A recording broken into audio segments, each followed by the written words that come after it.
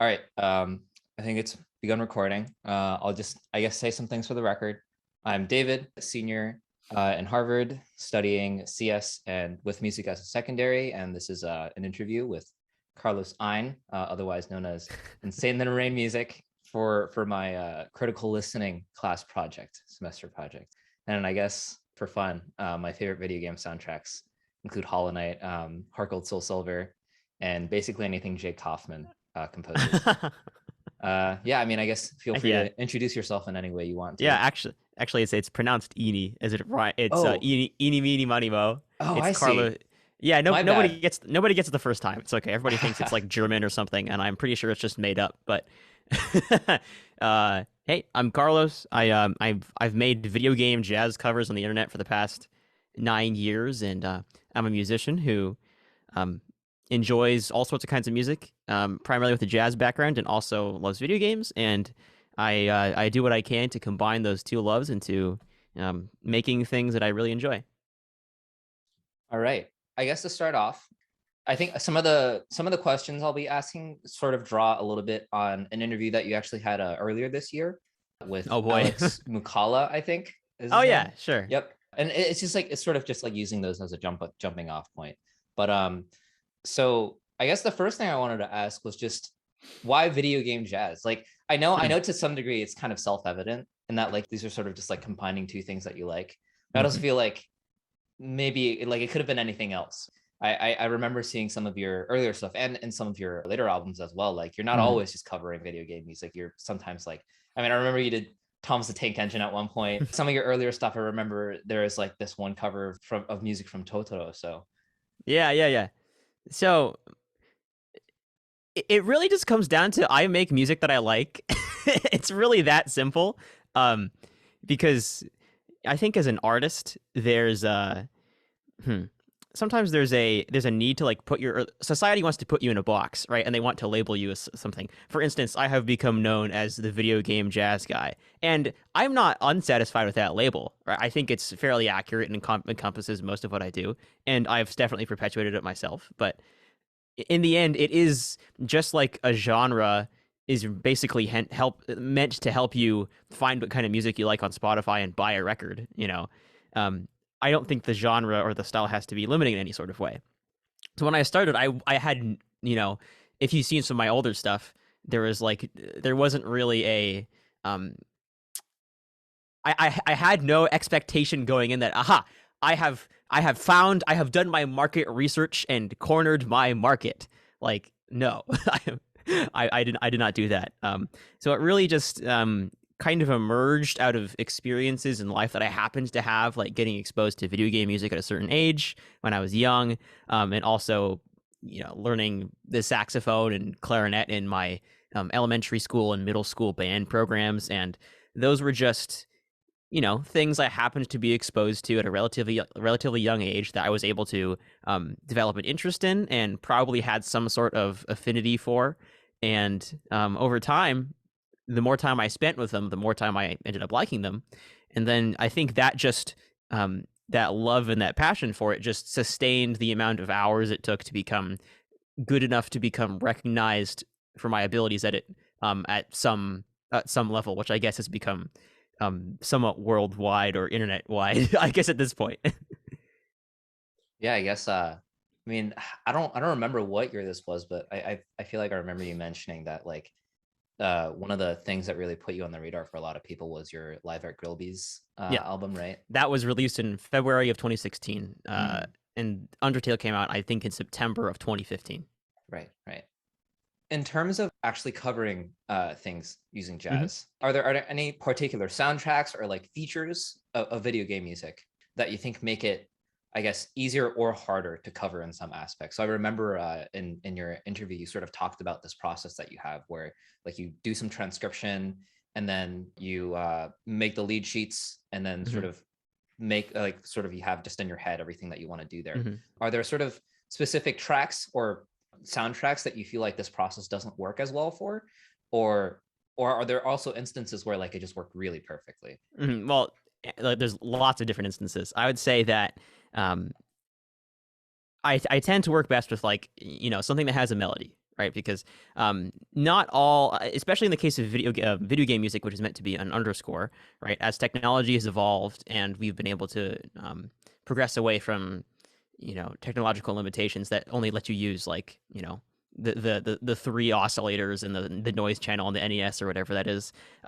We've been able to have video game music that is less melodic in nature and frankly probably suits the atmosphere of certain types of games better. And that's great for the game, but for someone who is typically taking that music out of its original context while trying to retain some of that, it makes it just harder to arrange and often not doesn't translate doesn't translate as well as something you might want to listen to as a standalone piece of music. Because my philosophy with the process is, a lot of video game music is meant to be in the game, right? And it's meant to serve its purpose in the game. And I don't think my arrangements for the most part would work well in the game. That's not their purpose. Their purpose is to take the music out of its original context, put it into a new light, and develop it into more of a piece that is, listenable from start to finish. And that's what makes the most sense on YouTube or Spotify or whatever these platforms I've been distributing to are. So for the music that does lend itself, usually the things that I like the most are pieces with lots of like with good melodies, right? Because melodies translate very well to melodic instruments, obviously. And I'm primarily a saxophonist, so that's I guess where my domain is. And most of the jazz tradition, or most orchestral music tradition, or most music, I guess in general, that's meant to be standalone, has to have something that the listener like pays attention to, or like what is the lead thing. And usually it's a melody, so the strong melody is important. For myself personally, I really enjoy the process of arranging and orchestrating things. I tend to work best when it's like taking a small idea or like a fragment of idea and kind of blowing it up and making it bigger. That's where I think I do the best job at. So soundtracks that have a lot of stuff to work with, but also a lot of room, tend to work super well for me. For example, I did this album last year called Cinovation, which was a Pokemon Diamond and Pearl arrangement album. And those games came out in 2006. The soundtracks are very melodic. They're all MIDI based. So, it's not using any live recorded instruments or anything like that. But there's so much potential in them. And I see that because I see like this game's music is like, how do I say it? It's very melodic and there's lots of different layers that could just be bumped up a little bit by adding some real instruments and adding a little bit more detail in the horizontal orchestration as opposed to the vertical, which is like which instruments are playing at which time. So it was one of the reasons that album was able to happen was because it was such an easy and natural process for pretty much all the songs. Because not only did I know them and I love them, but the music itself was very pliable and took my tendencies as an orchestrator well. Whereas something that's more ambient or more modern sounding might not work as well. Oh, wow. Okay. So a couple of questions sort of going off of that. First off, like, are there example soundtracks that you'd point to that you would say like have this aspect of they fit really well with the game, but you can't really work well with them? And also like on the whole Cinovation thing. So I remember watching your one of your like Sinofusion ensemble concerts at Berkeley. Are you there? Oh, that's awesome. Oh, I wasn't there. No. I was watching like, the video, but I did watch you. I did watch you open for 8-Bit Big Band. Cool. Right okay. before, right before. Yeah. COVID hit. Yep. But so I remember like you mentioning when before the ensemble played your cover of Mount Coronet. You said that like somebody sort of challenged you with it, right? Like they said that they said that they thought that you couldn't sort of arrange it well. Yeah. In this like in a jazz way. But do you think that because of the whole like everything you mentioned about the soundtrack for Diamond and Pearl, like it having like space but also having a lot to work with, do you think that also applied to that? Oh yeah, absolutely. And I think specifically for Mount Coronet, it was like that's one of the tracks that has a bit more. It has a bit more ambience compared to the other stuff, which is the other stuff in the soundtrack might be like the town themes and route themes, which are more iconic Pokemon and have their melodies. And Mount Coronet is a bit more. It has some melodic information, but it's a lot more like spread out. But it's done in a way that is just like, I don't know if it's because it was done with MIDI and sound fonts, but it's just like it wasn't as hard as I thought it would be, I guess, because there was a lot of, as opposed to something ambient that's just like a background pad that just kind of sits, or like it's like a string or choir thing that sits in the background and kind of is very amorphous and kind of blurry in the background. That's kind of hard to arrange because it's very vague. And that's one way to achieve ambience. But with Mount Coronet, it achieved ambience by being so specific. Like it was so specific, it was beyond like it was so specific it was beyond comprehension. Like if that kind of makes sense. It's like when you read a piece of paper and there's so much information, you're just like, I can't take this in.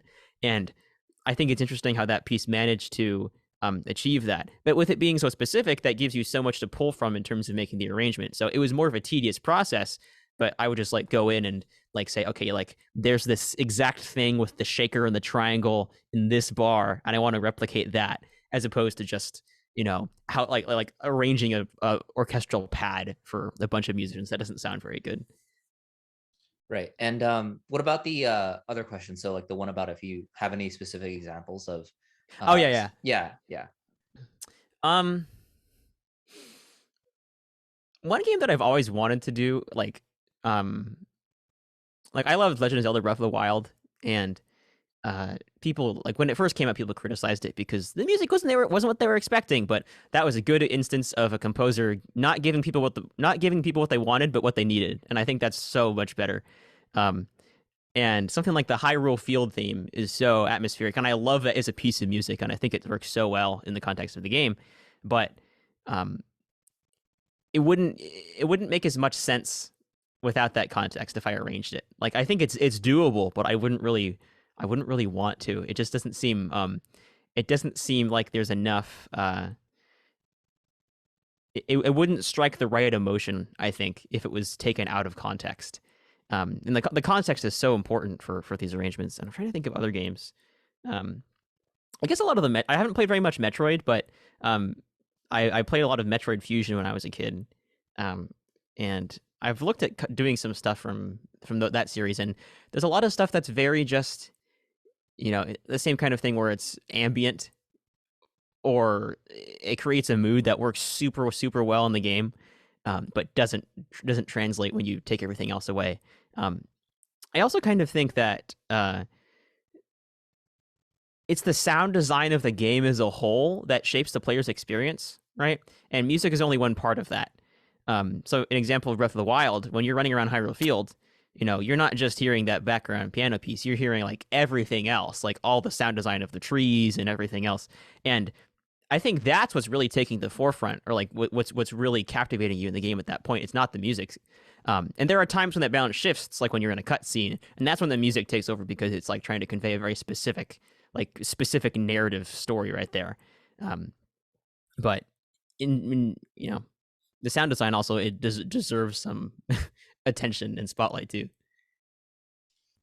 Next thing I wanted to ask about is, I guess, has to do with location and also time. So like, do you have any thoughts on like how, I guess, music changes between both location of the game? So what I mean by this is, like, for example, Nintendo games, right? I feel like they're at least to some degree, the kinds of games that come out of Japan or that you usually find on Nintendo consoles tend to have different kinds of soundtracks, I guess, than other games that you might find from like Western studios or Western games, I guess. And also, like, over time, so you kind of touched on this earlier with the whole, before, people were kind of limited by the technology that they were using, and they had to sort of arrange things a little differently. So do you have thoughts on sort of how that has changed over time, or like how that's changed between locations, and I guess how that affects the way that you work with the music? Yeah, I mean, I can go back on that like several hundreds of years. Like if you look at music that came from like the African subcontinent, like that was so rhythmically focused. That's where all of the rhythm in modern American pop music comes from. Pretty much all the rhythm is mostly like African drumming patterns. A lot. There's also some stuff from like Cuba and Latin America. Um, and all that stuff emerges usually like as a thing unique to that culture, and then as people meet people and that culture gets exchanged and it gets mixed and you get all these genres. It's like when jazz took over the bossa nova from Brazil and turned it into its own very like white American bossa nova, which is not exactly the same thing as what the authentic bossa nova is, but it's cultures taking those things. I think a really interesting example is like specifically from Japan, and I have a couple. I don't know if you know of the J Music Ensemble, but my friend Patrick Bartley, who's the leader of that, he's very into Japanese culture, and Japanese culture certainly has its own type of music, which is also partially reflective of the language and just how people speak. Because I'm not sure how familiar you are with the audience of the Japanese, but there's more complicated words to describe how the language is. I don't know the words, but in English, a lot of our words tend to slur together, or certain what's the word, phonics or syllables have like can be pronounced different ways, like how the letter E has like a whole bunch of different pronunciations. Whereas in Japanese, everything is so like segmented, and every syllable has how it sounds and has like it has its own like strict place, which I think is also reflected in the music. Like if one of my favorite Japanese bands is T Square, which is also one of the main influences of Koji Kondo, and a lot of the melodies that they write tend to be more, I guess, notey. If you like notey as a comparison to the word wordy, like they have a lot of notes in them, and they're very like strictly placed. Like one of my favorite tunes is called Takarajima, which means Treasure Island, or I think it's something like that. But the melody is very notey compared to something that you might see come out of, I don't know, like American pop music, or even like historical, like American cultural music. And I think that's at least partially reflective of the language, of how people speak, and what they're used to in terms of recognizing rhythms in speech and recognizing pitches in speech. There's some interesting theories about how perfect pitch rates, or the rates of the population developing perfect pitch in places like China, or places with pitched languages, are greater than in places like, I guess, America, where our language isn't really pitch like dependent. Like, yeah, you have intonation changes when you ask a question, but it's not like words change very much. Whereas in Chinese, from what I understand, I don't speak it, but it's much more drastic. Yeah, we have like I speak Chinese at home, and okay, we do have sort of like this tonal system where like it's also kind of like Japanese in the sense that like each word has like a specific, it's like a single syllable and has like a specific, yes, I guess like phonic, I guess is the word associated with it. But yeah, like there's like this whole tonal aspect to it. Yeah. And I'm not a musicologist, or like somebody who's done a bunch of research in that, but based on my limited evidence of what I've seen and what I know, that seems to be the case. So yeah, so that's like the location part of your question, and then certainly, like, of course, technological limitations change things. Like, of course they do. It's the medium is how how these things are made. So with obviously with the NES being a system with relatively limited polyphony, you can only write certain kinds of things, and that affects what kinds of games you can make with those certain kinds of things, or what games might have been I guess financially successful, or like just been able for the company to produce, because these game companies are companies in the end. They're trying to make products, right? So if you try to ship a very ambient, like one of those ambient walking games where you just kind of walk around and like take in the environment rather than like have any like specific plot, I don't think a console like the NES would have supported that as well because of tech limitations. But as those expand and the things become more, those types of endeavors become more realistic, then you can try stuff like that. Cool, thank you. All right, so I guess going back to making jazz covers of things. So this is sort of like a two-sided question. So first, do you think when you translate from the video game track to sort of your jazz cover, do you think that there's anything, I guess, unique about the video game music that you end up losing? And sort of in the other way, when you cover video game music, do you think that there are certain aspects of like what you want to do creatively that can be limited sometimes? There are a lot of ways you can take this, but in terms of like, oh, I'd want to be able to do something with this kind of instrumentation, or like use this particular like weird theoretical concept, but sometimes it's like hard to sort of fit that in with like a video game track that you're covering or something. Yeah, so the second part of the question rings pretty true in that I think earlier I said I view my job more as an arranger and orchestrator, and my perspective on that has changed over the years. But usually it's about serving the song, right? It's not about serving myself as much as I would love to do that sometimes. It's about, because I'm arranging somebody else's work, and it does have a context associated with it.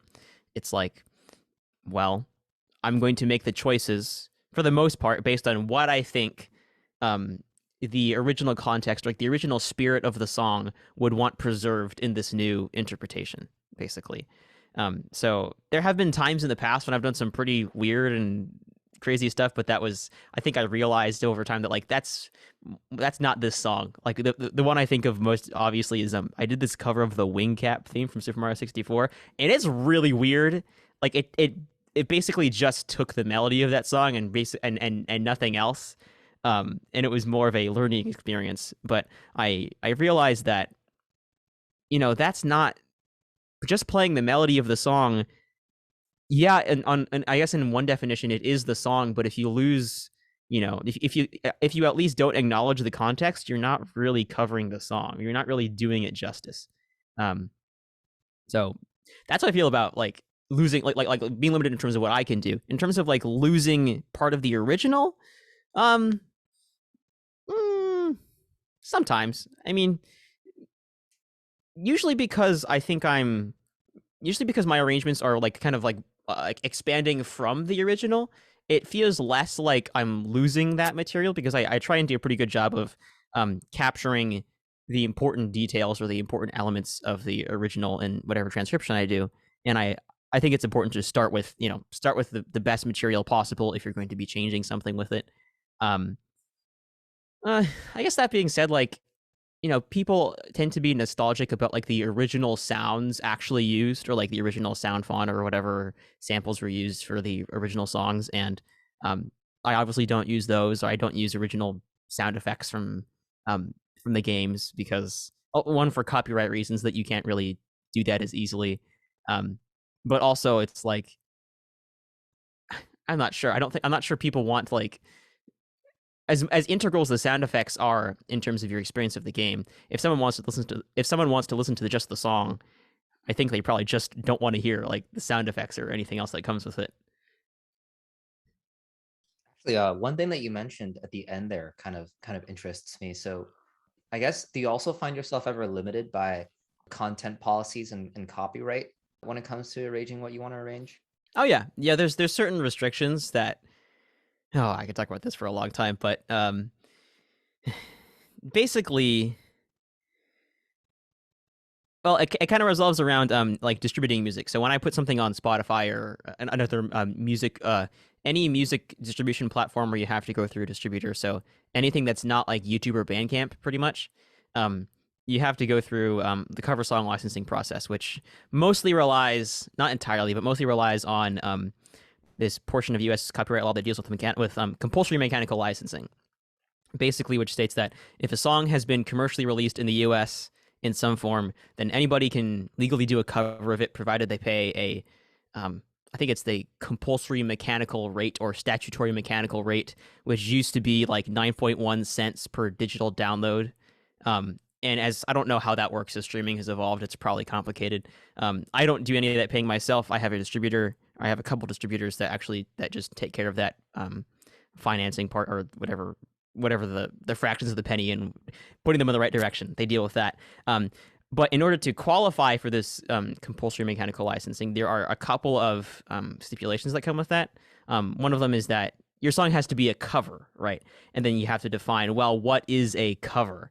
And it's art, so it gets weird with the law. But one of the interesting things is that you can't there's a line between a cover of a song and I think it's a derivative work. And a derivative work is something that is based on the original, but like transforms it in such a way that it becomes kind of its own new thing. And you could probably argue that a lot of my arrangements are derivative works because, you know, they do, like, a lot of them do add original sections and change things quite a bit. But for the law right now, we're calling them cover songs, and no one's fought me on that, so I'm going to stick with that part. But one of the interesting stipulations is that you can't write lyrics. Like, if you add lyrics to a song that doesn't originally have lyrics, it's no longer, that's like a hard line in that it's no longer a cover song, it's now a derivative work. So I've had a couple of times over the years where I've wanted to do a song from a game that has had some either like fan lyrics or official lyrics where the song hasn't actually been like commercially released, like it hasn't been on a CD. And I couldn't do it because I wouldn't be able to license it. YouTube is a little bit different because it's a video sharing platform, not necessarily a music sharing platform. So the laws behind that are a little different.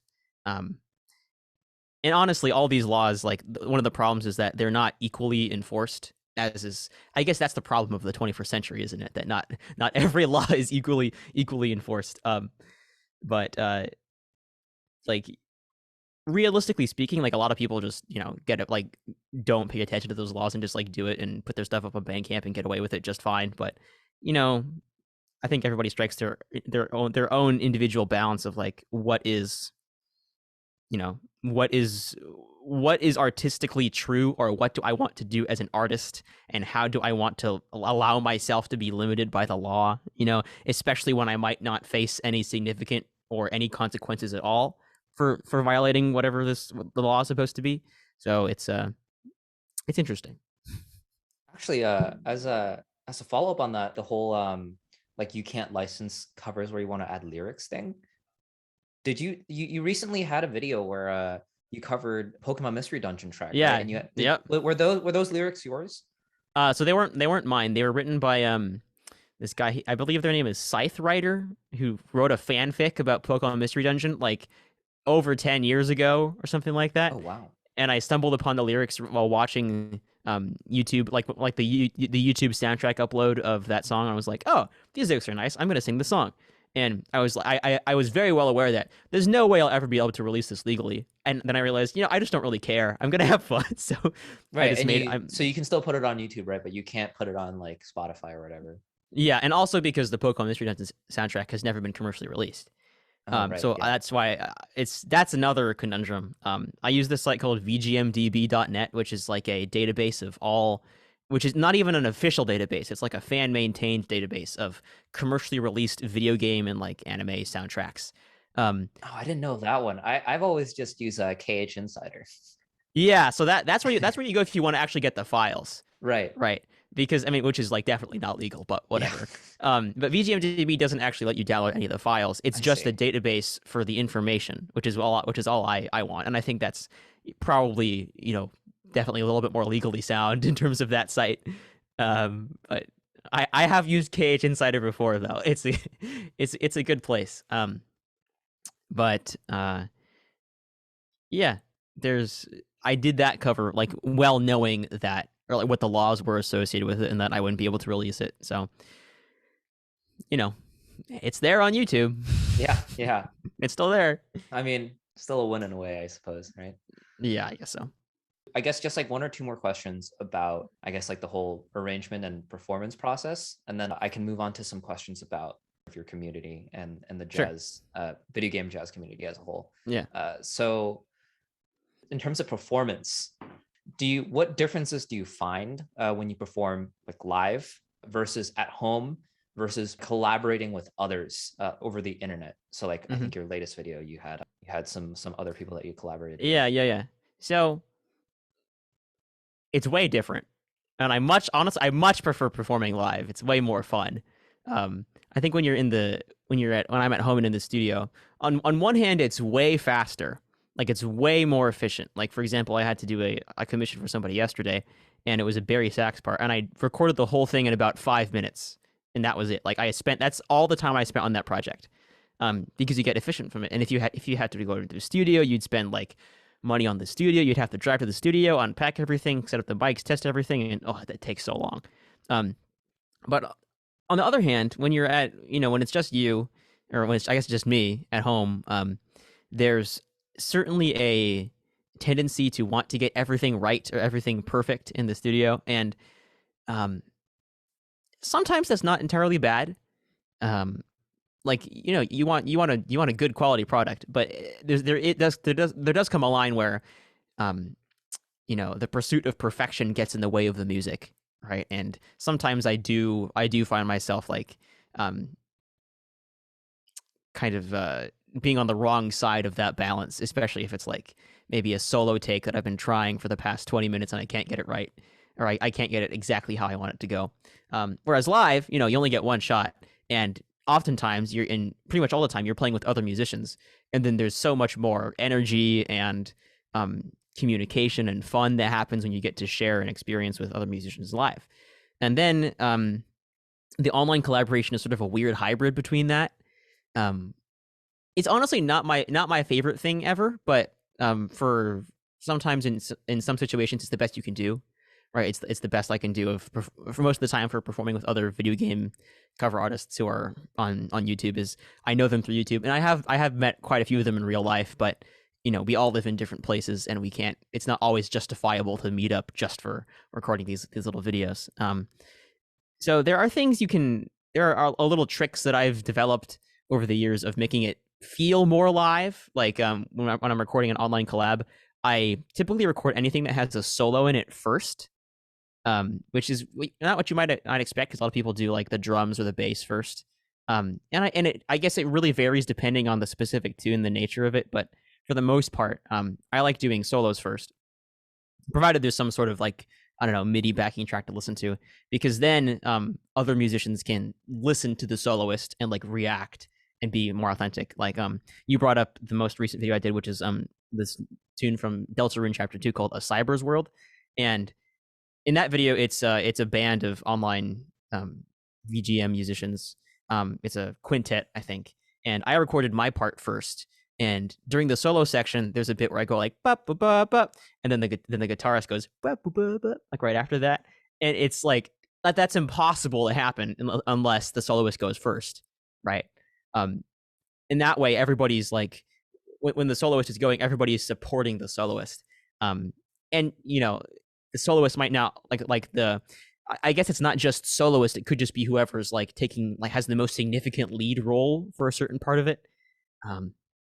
So that's a little tricky, and it would be way easier to do it live, if we could all get to the same place and stay in the same place for the same time, but not always practical. But definitely the live performance part is my favorite, and I think is the overall best in terms of creating an emotional connection with the audience. One of the benefits of the internet is that, you can put yourself in front of so many eyes and have these search and discovery algorithms that are doing the work for you in terms of pushing your things out to more people and getting you to meet more things. But I think the trade-off is that those connections you form aren't as deep necessarily. Like, I think as we've all experienced, instead of with social media, we've got like the breadth, like a lot of width and no depth. Right? Like it's hard to have those deep interactions, which I think as human beings really crave. And those things are more doable in a smaller, more controlled space when you have time and you have an audience that's committed to being there for your whole 2-hour set, as opposed to trying to grab the attention of somebody who's scrolling through YouTube on their phone before they go to bed. Right? It's a totally different situation. And oftentimes I change the music to reflect that. Like, I try to keep the solo sections relatively short on YouTube, or like not super long. But in live situations, I just keep looping it until you feel like you can't do it anymore, then move on. Like, and that feels great because everybody's there for it, Right. Okay. Yeah. I mean, I from what I remember of your the time that I was able to listen to you live, Mm-hmm. I do remember like some of those sections going on for a long longer. Yeah. Yeah, it's good. It's very fun. Yeah. The energy is great. Yeah. So you mentioned, and I guess in the middle of your answer, the people that you collaborated with for Mm-hmm. your latest Deltarune cover. Mm-hmm. So I remember reading in the description, you sort of mentioned that working with people who are familiar with this music or just sort of are Hmm. into video game music in general is like very different from someone who just like knows the instruments. Could Hmm. you sort of elaborate on that a bit? Yeah. Well, it's when you're playing with other people, it's not just about how good they are at their instrument, right? It's about how well you like get along as people or as a group, right? And I mean, I know a lot of my close friends tend to be people who like video games and also like music. So, on one level, it's just I get along with them better, and honestly, that's probably most of it. Is that we can all relate to the same things. Even if like I was able to, or if I were in this situation where I was working with like the best studio musicians in the world on all those same instruments, and we were playing the part, objectively, the music might sound a little bit better. Like it might be technically better, and like we might have technically better players, but it just doesn't feel like a group, and it doesn't like it's as a performer, it doesn't really feel like you're connecting as close as you might want to, and I think that translates over in terms of how the audience feels. Like sometimes there are like sometimes studio recordings of songs tend to be kind of sterile and dry a little bit, because a lot of the times the musicians are just brought there for the studio thing, like they just play that. They don't really know anybody else in the band, and they don't really have a chance to really express themselves in terms of the playing. And perhaps that's actually what they want. Like they don't want anybody to like go too far out, and they don't want anybody to like overstep the purpose of the piece by expressing yourself in that way. Like I don't know, if Nintendo is hiring an orchestra for Super Mario Odyssey or something, and one of the violin players just like really wants to like vibrato like crazy and rip a solo or something, that maybe that's not the place for it. Maybe that's the time where the session musician is useful. But in my situation, with this band or people I'm working with, like generally, depending on the context, I want to give them as much room as possible, and doing that, not only you don't only do that in the process of um, arranging and organizing the logistics of the project, but you also do that by just getting to know the person and making the person feel comfortable and feeling like they can be who they are, not just as a musician but as a person, and express themselves that way. um, because music is just another form of human connection, right? And the human connection part comes first, the music comes second. It's just a means to that. So um yeah, that's that's how I feel about that part. Damn, okay. Yeah, okay, thanks. Okay, so questions about, I guess, your community now. Some of these are pretty simple, sort of just like description things. Mm. Others might be a little longer, but I guess to start off, how would you sort of describe your core audience demographically and interest wise? And this actually might be a little longer of a question, just because like you might have to define core audience as well. Hmm. You sort of touched on this earlier with like the whole, you sort of have the live audience that you would get is very different from the internet audience, and I'm sure that there's other platforms that you have an Yeah, audience on, right? Like you also have your Discord and tons of other platforms that you could talk about, I guess. yeah, for sure. And I think each of those platforms or each of those situations naturally attracts not necessarily entirely different people. Well, actually, I don't know that answer for sure, but um at the very least, they tend to attract people who are looking for different things at different times, I guess is how I would say it. Like somebody who may be scrolling on YouTube might actually end up being one of those people at the show who sits there for 2 hours, right? That doesn't necessarily mean they're only a person who scrolls and was only looking for that short thing, but maybe that's their foot into the door to become that person or become that audience member who sits there for a long time. But generally, I mean, like strictly speaking, like my demographic is like it's mostly males under 30.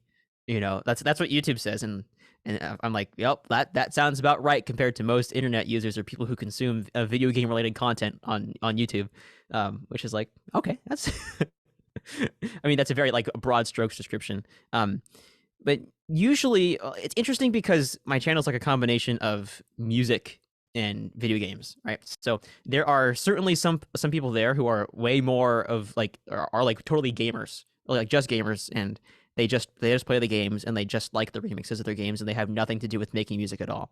On the other side, there are some people who I think probably less. Some people who aren't gamers at all, who are mostly musicians and are there for that. I think that's probably less because I don't know. I think the population of gamers on YouTube is probably greater than musicians on YouTube, but I don't know. But I think the people who are like the core audience who like watch routinely tend to be a mixture of both, whether it's somebody who is actively a musician and also plays video games, or is perhaps somebody who has played who plays video games now and used to play an instrument, maybe like in high school or middle school or something, or the inverse of that, where it's somebody who's more of a musician now who used to play games. And it's a pretty diverse audience. There are some younger people in there, like a lot of some high school and middle school people or students, I guess. And I get a lot of people asking, like, can I use your arrangement in my high school band thing, which is another complicated legal thing, a very complicated legal thing. That's a bummer. I mean, I'm if I were you, I'd be like, heck yeah, Well, yeah, of course. Like, I want to be like, I in most cases, I'm basically just like, heck yeah, you should do this, or like, heck yeah, of course. I can't give you all the copyright protection, but do you need all that copyright protection? It's not for me to say. Like you're playing with forces that are out of my control, so it's a little complicated there. But I think if I was in high school, like when I was in high school, like I would have wanted to watch somebody who was doing jazz arrangements of video game music. Like that sounds pretty cool to me. And I think over the years, like something I've realized as a content creator is that the content you make, like it shapes the audience you bring in, right? Like if you make a certain type of content, it's probably going to bring in people who respond to that. That's just natural, because you're growing an audience in a certain way, and different types of content will attract different kinds of audiences. For example, like whenever I've done stuff with like Undertale and Deltarune, those games have been like super popular, and they do bring views and new eyes to the channel. But one thing is they also bring like they bring a lot of people from that specific fandom, and you can really tell in the comments, because their comments aren't anything about the music. They're all just about like these Undertale fan theories, which is totally fine. Like you can have that opinion, like you can share that, and I'm glad that you've come to listen. But usually those people aren't like the tons of people who become like the core fans, because at the end of the day, it's like I'm making the music, or like I am the musical director, right? And it's probably going to boil down to what kind of music do I want to make. So my philosophy is kind of, I just try and make the music that I like and that really resonates with me, and share that. And it might not attract everybody. It might not be the most optimal thing, or YouTube might tell me you should make something else because your stuff's not getting enough views. But my thought is that it attracts the right people, and I'd rather have the right people than too many of the wrong people. Because and that's something I've struggled with as a creator, and that's, I guess, a different subject than the audience. But whatever stuff whatever you put out into the world cultivates that kind of energy or that kind of response to come back in some way. Do you think that philosophy that you hold of sort of just making what music you like and resonates with you, do you think that's sort of the kind of thing that you see a lot, or do you think you also see a lot of people who sort of like handle it more, I guess, like a business, where it's like, I'm here to amass as many views, many clicks as possible kind of thing? Well, it's certainly a balance for everybody, and I will never speak ill of anybody who chooses to do that. Like I have some friends who like have certainly eclipsed me in terms of their popularity and what they can do, and mainly because I think the type of content they make is more suited to the audience that exists today. And that's perfectly fine. Like you do what you want to do. I will like not like, that's absolutely fine. And on one hand, if we wanted to pick the most, if YouTube was just about getting subscribers, or social media was just about getting growth, then why would we ever make video game covers? Like it just sounds like you're setting yourself up for failure by doing that. Like, wouldn't you want to pick like the thing that has the most promise? Like it's like in college, like, your parents want you to make money, so like become a doctor or become an architect or something. And it's just like, yeah, that's on paper, that's the most efficient route to success if you call that success, but for most cases it's not. And I think a lot of creators sort of learn it the hard way, or maybe they might go in, thinking about like, I want to grow and do it this way, and then they realize how long it takes and how unpredictable everything can be, and they just burn themselves out and they just stop, because there's only so much, I guess, suffering or toleration that an individual creator can tolerate. And I think the way to counteract that is by having, things as part of your creative process or part of the process of putting things out that you inherently enjoy, right? Because that's when you inherently enjoy something, you gain value from it, and that's like the antithesis of burnout. Burnout happens when the value that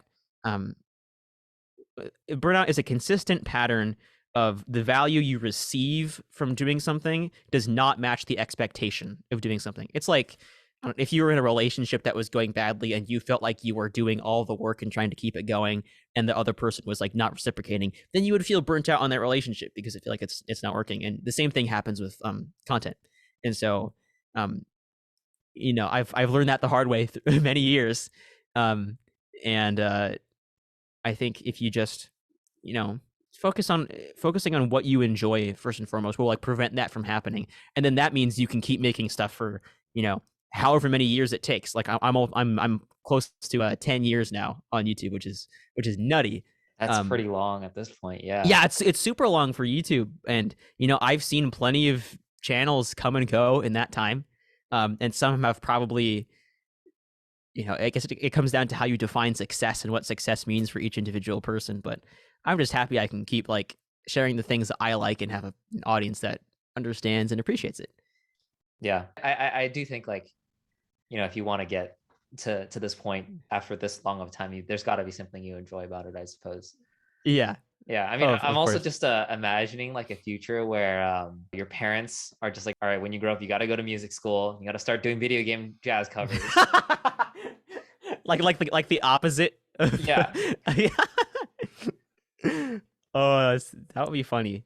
I mean, kind of a win in my book, to be honest, but yeah, well, that would be a win. And I guess you kind of see it with like some kids who like, when I was a kid, when I was growing up in the school system, like nobody was like, I want to be a content creator or something like that, because that option wasn't visible to them. And now whenever at times when I've spoken to like high schools and things like that, people are like, I want to become a influencer or something like that. And I'm like, no, you don't.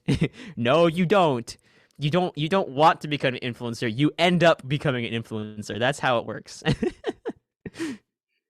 I guess in that vein, are there certain ways in which, I don't know, you interact with your community, or both people in and out of it, that you do either to try to get them to engage more with it and do more themselves, or I don't know, are there certain ways that you want them to interact with it? So are you asking about like me, or like what I would do to, or what I would do or do to try and get more like creators into the scene, or like more musicians who are making this stuff? Or do you mean like from like people just to engage with it as an audience member? I mean, a little bit of both. I guess it's more of like, if you want more people to do that, and regardless of like whether you do or don't, what you try to do to encourage whatever behavior that you want, I guess. Or like whatever kinds of interaction you want. Yeah, I don't think it's I'm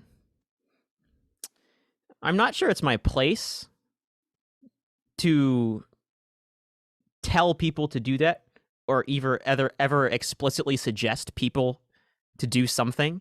I think the way to do it is to inspire, right? And is to show by example rather than like outright tell or get involved, because I think that's what music and art has generally done. And like I finished watching Squid Game recently, which everybody's talking about, right? And something like that is so much more of an effective critique of whatever social problems are going on than somebody giving a speech about it. Like it's so much deeper because the message is delivered in a certain way. And I reference that because it's like, well, what's the best thing I can do to get people to participate and make things? Like, I think one is just, continue making things at a high level like I try to do, and continue inspiring and showing people what's possible. not that I think about, oh, my work is so inspirational. Like, I'm not really thinking about that. It's more just, I do know that people are inspired by my work, and frankly, there are plenty of Insane on the Rain copies on YouTube, Insane on the Rain budget copies, and I'll call them out. I mean, not by name, but I know you're out there. If you're watching, if you ever watch this for some reason, I know you're out there, and I think it's cool to like have someone follow in your exact footsteps like that. But I kind of wish they would take, like, I wish people would take the next step. You know, like there's always room to push the envelope. I guess in terms of more explicit things I've done, I a couple years ago I did these jazz challenges where I had the community like make their own covers and I would grade them in competition. And I haven't done that recently, mostly for logistical reasons, and also just I'm not sure how I feel about like competitions and doing that kind of stuff in an artistic space. I think it's good for bringing people in, but it also has some other things attached to it that I don't necessarily like. That's one of the more overt things. I think otherwise, just I don't know. I try to respond to comments.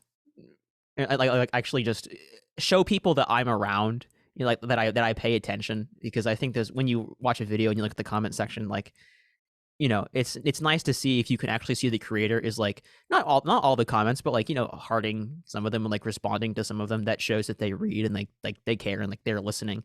Because there's a really distinct. It's so funny on the there's on the YouTube backend. There's like a comments page where you can see all the comments that come in on all your videos. So it's not just like per video. It's like every single one on your channels that comes in, and it's so funny because you can see some of the comments are like. Some of the comments are addressed, or like they very clearly address the creator, or like they're talking to the creator. And some of them are just like somebody like screaming something into the void for like there's no intended audience. It's just like, why is this a comment? But it's funny to see like where that attention gets directed or how people view that space to communicate it. Do you find that like the fact that your music exists, I guess, primarily on the internet influences the way that you interact with your fans? So like there's one particular I mean, with your fans and other people in the community, I suppose, because like there's this one specific example that I'm thinking about. Like I remember, you know, watching the original Mario Kart lick video, right? And then like a couple months later, I think like you ended up doing like a collab with Saxologic. So like that kind of thing, right? Where it's like, I think it's like a very unique aspect of internet meme culture where like this one thing pops up and everybody kind of like jumps on it and starts like making things out of it as well. Yes. Yeah. So what about that meme culture? Sorry, could you repeat the question? Oh yeah. So like, what are unique aspects of the internet, or just that you like the fact that your music also exists on the internet? I see. Yeah. That change how you like interact with others, right, in general. So it's interesting because the internet has afforded so many growth opportunities in so many different ways. Like on one level, it's like for more traditional bands, it's like you get the mailing list and like the easiest way to communicate with your fans, and you have social media and you can publish out things. And for someone who's primarily an internet musician like me, you know, there's even more things. Like you're kind of expected to participate in meme culture in a certain way. Which like I naturally do to some extent, probably not to some extent that some of my other friends do, because I think I'm more of a musician than I am a gamer. But like, regardless of that, there's certainly like you know, I guess the classic example is when Undertale came out, or when Deltarune's chapters come out. You know, like there's always this expectation of like, oh, there's this new thing, Carlos, you got to get onto it, and like. It's just become like, because I am known as the guy who does the internet thing, then, you know, it's sort of expected of you, because the internet collectively starts to expect things of certain people who have claimed certain niches on the internet, and you know, sometimes like you can. I think the problem arises when you like feel compelled to acquiesce to those demands, or like acquiesce to those expectations, without first considering like your personal like involvement in it, which is like how you lead to burnout. That's one of the ways. Another thing is that it really influences how like how savvy I am about attention spans and things like that. Because on a YouTube video, there's a graph that keeps track of audience retention, which is how long somebody watches into a video, right? So you can precisely see when, on average, when your audience like loses interest in your video or when something perks up. And honestly, usually it has nothing to do with the music itself. Usually it's about something that you did in the performance. Like in this, I did this cover of Big Shot from Delta in Chapter 2, and I did this little gimmick where I wore these funky sunglasses and smiled at the camera and did my triangle shake, which is funny. It's a gimmick thing. But that's not something any serious professional musician would do without a good reason, right? So it's undoubtedly the fact that I am on the internet and I know my audience is on the internet that will go over well with them, and that will boost engagement. And I kind of used to be like, oh, that's a desecration of the artistry. That's that messes up the authenticity. And I think you could still make an argument that it kind of does. But I don't think there's a hard and fast, regardless of what your stance on it or what one's stance on it is, I don't think there's a hard and fast rule that really says whether it's good or bad. It's more just as long as you're aware that that choice is something that you're making. I think that's something to keep in mind. And I'm grateful for what the internet has afforded, but I'm also enjoying. One of the problems is that typically, as someone who is like an arranger or orchestrator, you're working for a client, right? You're working in a client relationship, and I think the same is true on YouTube, except your client is like the internet, which is a daunting task because, right, you're basically tasked with trying to please everybody, even though that's not possible. Right. And so you have to make the conscious choice to not please everybody in order to please anybody, which is different than when you're working on a thing that's not on the internet. Like I've been working on some music for this game called Attorney of the Arcane, which I've been really enjoying because I'm working for this one team, for basically like this one group of people, and I'm contributing to that. And I don't have to pay attention to what the internet wants. I can just do what serves just this project, and it's really different, but it's really nice, and it's a good contrast to have.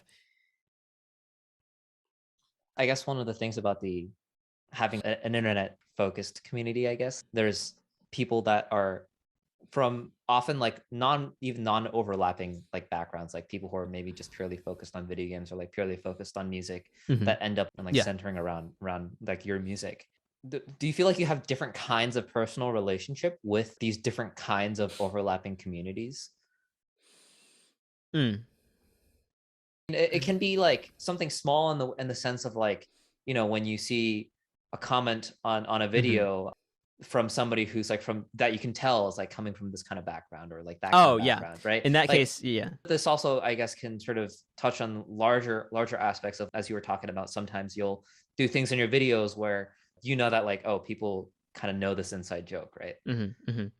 Yeah, and it's I think I tend to resonate with the people that are most like myself, and I think we naturally as humans will do that. And how that manifests in the comment section is if I see someone, because I probably think of myself as I definitely think of myself as a musician first. When I see someone who comments, I guess at a very basic level, something that's more musically focused or like pays attention to the music behind it, then I think I relate to them a little bit more just from the starting point, because that person seems more similar to me and they seem similar. They share their interests shared with me are more of a more similar profile, perhaps than somebody who just comments their Undertale fan theory, which I can still appreciate, right? Because I'm also involved in that world, but not to the same extent as I'm involved in the musical world. So it's usually just people who end up being similar to me. And that sounds kind of like selfish and weird, but it's true. I mean, I think that's how we are as humans, is like we have our own things and desires that we like and interests, and we tend to associate with people who share those things to some degree. So probably my fellow cover artists are like people who do the same thing. I relate to them best, right? Because most of them, or especially the ones who who have like a similar background and similar profile to me, and I feel most similar to them, and I feel like they understand me and I can understand them. So that kind of goes back into like how the content you make cultivates the audience. And that's why my theory is, if I make stuff that is most like me, I might not attract most people, but I'll attract the most people who are also like me and also like this similar thing, and they'll be the people that I can relate to the most, and they'll be the ones that like relate to me the most, and it's the most mutually beneficial relationship possible, I think. And to be honest, there are some people who watch my videos that I just don't want to interact with, and because they're just like, or even frankly, some people in my Discord who I'm like, I'm glad you watched the videos, and I'm glad it has been good. I'm glad it's good for you, but we are not friends. You know, like that should be very clear. We are not friends, and I think that especially in this day and age, like people can start to conflate those things of Like the whole parasocial relationship kind of thing. yeah, and it doesn't even have to get like that close. Like when people, it's just weird when people call you senpai, even jokingly. Like I don't think people should. I don't know. I haven't really formed a whole lot of thoughts on it yet, but I know it's damaging and it's dangerous, and I don't want to perpetuate that. So, um, yeah, and nobody is perfect at cultivating their community, right? Nobody's perfect at that. But that's also part of the reason why I've chosen to not do as much trend hopping, because with the trends you get like a large influx of people, but you know you can't control as much like which people are the right people. So Right. Yeah. I mean, that makes sense. That makes sense. I feel like people are getting, I don't know, more aware of that kind of thing these days. Sort of. yeah, I hope so. I Yeah. really hope Yeah. so. What about from the music producer side of things? When in terms of like your fans on the internet and the people who listen to your music, there's this whole intersection of things. But I feel like, especially also taking into account like a lot of the work that you've done recently, so like your rescoring of Hollow Knight, your work on making music for games, right? Mm-hmm. I feel like there's also like a nice intersection of music creators and Mm-hmm. other kinds of creators there, right? So I guess like what kind of interactions and relationships do you have with people like, or like video game jazz like cover like that group, right? But there's also like video game composers, right? Mm-hmm. There's also just like jazz people. Also stuff like J Music Ensemble, right? Where it's like, I mean, it's not necessarily like video game music, but it's also very adjacent and very Mm-hmm. close in Mm-hmm. some ways. Yeah. Yeah. So like what I guess sorts of relationships do you have with people in all those like different intersecting areas? Yeah, well, I mean, I've been so fortunate to meet like a lot of people in that scene, and you know, not really through any like deliberate networking of my own. I think it's just that, um, like when you watch somebody else or when you see somebody else's music or content, like you can tell if they've got it. You know, it's like if you're a musician and you've developed some sort of taste and you watch somebody and you're like, wow, that person knows what they're doing. Like it's very, very obvious when you watch their stuff. And I think that has basically been how I've met these people, is just by sort of being on the scene. And typically, like if you're talking about being on the scene, like in terms of like a local scene, like I'm in the Seattle area and like meeting people there, then it's like, you know, going to jams, hanging out with people, going to concerts and talking to people, right? And in that situation, you're doing like that legwork or like the putting yourself out there part yourself, right? But on YouTube or any other social media, like the job of that platform is like it does some of that putting yourself out there for you. Sometimes it doesn't, but sometimes it does way more than you ever possibly could. That's what going viral is, right? When like it's just like it's literally putting yourself or your content out there in front of people. And sometimes, you know, different like the right people or a specific kind of person they'll find that, and then they'll just like, you know, if they see it and they watch it, they're like, oh, this person has their stuff. And you know, as I was saying with like the like attracts like, if it's a game composer or somebody involved in game dev, you know, like they'll be like, oh, I also like video game music and I also write music for games. And even though I may not be doing the same cover thing as you are, I can see that you have these skills. And you know, this is not me just saying that people think this about me. Like I do this all the time, and like seeing other people, like if I follow them on Twitter or I stumble upon them on YouTube, it's like, wow, this person is obviously interested in something that is similar to me, and I really dig what they're doing with it. So I want to continue following them. And I think that's how most of these like relationships are built. Um, like people talk about how do I get into the like the video game industry, and it's how people want like the one answer, but there is no one answer. It's just like this big bubble, and you just like find your own way in through people and people you meet, and that's how humans work. You're just meeting people and like just in becoming friends first and foremost, or learning things from other people. um so it's been a cool side benefit of the job, is like just meeting a lot of these people. Okay, well, yeah, thanks so much for this interview. This was really great. Yeah, no, thanks for having me. I haven't done, like, I get a lot of interview requests and I don't agree to most of them, but yours seemed, for some reason it seemed good, and you did, and I really enjoyed it as well. Thank you, thank you. All right, I've got to run. Thank you so much for this. It's Yep. been great. Yeah, thank you. I hope it serves you well. Awesome. For sure. Hope you have a great day. Thank you. See you around. Bye.